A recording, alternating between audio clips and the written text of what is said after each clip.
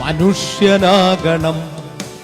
അപ്പൊ CPIM-ന്റെ വയനാട് ജില്ലാ സെക്രട്ടറി റഫീഖ് അദ്ദേഹത്തിന്റെ പിന്നാലെ തന്നെ നടക്കുന്നുണ്ടായിരുന്നു. സത്യത്തിലെ കാര്യങ്ങൾ മമ്മൂട്ടിക്ക് വിശദീകരിച്ചു കൊടുക്കുന്നുണ്ടായിരുന്നു. ഇവിടെ മമ്മൂട്ടിക്ക് ഒരു പെശക സംഭവിച്ചതാണ്. കാരണം എൻ്റെ കൂടെ വരണ്ട, കാരണം ഞാൻ ഇങ്ങനെ നടക്കുമ്പോൾ നീ എൻ്റെ കൂടെ വന്നു കഴിഞ്ഞാൽ നീ ജില്ലാ സെക്രട്ടറി ആണല്ലോ, പാർട്ടിയുടെ അകമ്പടി സേവിച്ച് വന്നു എന്നുള്ളൊരു ധാരണ ആളുകൾക്കുണ്ടാവും. ഞാൻ ഒറ്റയ്ക്ക് പോകുന്നതായിട്ട് വരട്ടെ എന്നാണ് അദ്ദേഹം ഉദ്ദേശിച്ചത്. പക്ഷേ അത് പറയുന്ന രീതി മാറിപ്പോയി. അവിടെയാണ് എൻ്റെ പണി കിട്ടിയത്. പുള്ളി സിനിമയിലും മറ്റുള്ള ആൾക്കാരോട് ചില ആളുകളൊക്കെ പുള്ളി ചൂടാവാറുണ്ട്. അപ്പോൾ ആ ഒരു രീതിയിൽ നല്ല രീതിയിൽ പ്രവർത്തിക്കുന്ന ഡി സി സെക്രട്ടറിയോട് പറഞ്ഞപ്പോൾ ആളുകൾ പ്രതികരിക്കുന്നതാണിത്. അതാണ് മമ്മൂട്ടിക്ക് പറ്റിയത്. പുള്ളി വിളിച്ച് ഈ റഫീഖിനോട് സംസാരിച്ചു, അത് നീ ക്ഷമിക്കണം എന്നൊക്കെ പറഞ്ഞു. പക്ഷേ ഇത് അതിൻ്റെ വാല്യൂ മനസ്സിലാക്കിയില്ല. അയാളുടെ വാല്യൂ മമ്മൂട്ടി മനസ്സിലാക്കിയില്ല. അതാണ് പറ്റിയത്. അത് പറയുന്ന രീതിയിൽ പറഞ്ഞിരുന്നെങ്കിൽ നീയുടെ എൻ്റെ കൂടെ വരണ്ട, കാരണം വെച്ചിട്ടുണ്ടെങ്കിൽ ഞാൻ ഒറ്റയ്ക്ക് വരുന്നതായിട്ടാവട്ടെ, നീ ഇപ്പം എൻ്റെ കൂടെ വരുമ്പോൾ അത് പാർട്ടിയുടെ ഒരു അകമ്പടി എന്നുള്ളൊരു ധാരണ ജനങ്ങൾക്കുണ്ടാവും. ഓക്കെ എന്നാൽ അവനോട് രഹസ്യമായി പറഞ്ഞ് പുള്ളി പോയാനെ പ്രശ്നം ഉണ്ടാവില്ലായിരുന്നു. പക്ഷെ അത് പറഞ്ഞ രീതി തെറ്റിപ്പോയി. പരസ്യമായിട്ട് അത് വീഡിയോ എടുക്കാനുള്ള ആളുകൾ വീഡിയോ എടുത്ത് അപ്പം തന്നെ സോഷ്യൽ മീഡിയയിൽ ഇട്ട് കഴിയുമ്പോൾ മമ്മൂട്ടിയെ നമ്മൾ കാണുന്നത് എങ്ങനെയാണ്, മന്ത്രിമാരെ ഒക്കെ ഒതുക്കുന്ന അല്ലെങ്കിൽ പോലീസ് ഇൻസ്പെക്ടറും അവരെ നല്ലവനായിട്ട് അഭിനയിക്കുന്ന ഒരാളെയാണ് ഇവരൊക്കെ അങ്ങനെയാണ് ആളുകൾ ഈ ആരാധിക്കുന്നത്.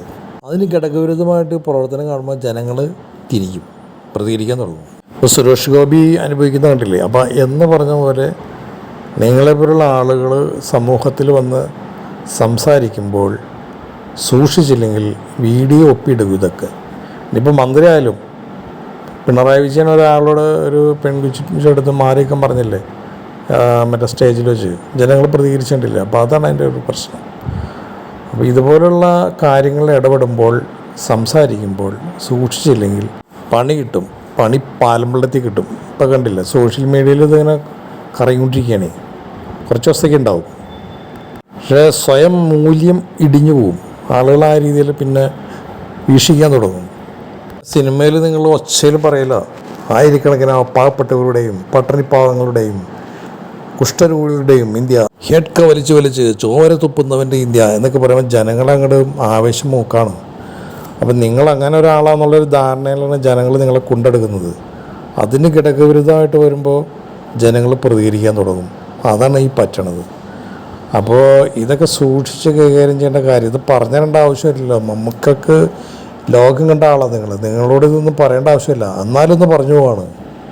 പിന്നെ നിങ്ങൾ പറഞ്ഞതെന്ന് വെച്ചിട്ടുണ്ടെങ്കിൽ ഇത് ജനങ്ങളുടെ പൈസയാണ്, വ്യക്തമായിട്ട് പറഞ്ഞത് ജനങ്ങളുടെ പൈസയാണല്ലോ എന്ന് പറയുമ്പോൾ പാർട്ടിയുടെ പൈസയല്ല. ഇത് പാർട്ടി കൊട്ടി ആഘോഷിച്ചിട്ട് ഞങ്ങൾ ചെയ്തതാണെന്നുള്ള ധാരണ അവിടെ ഉണ്ടാക്കി വെച്ചിട്ടുണ്ട്.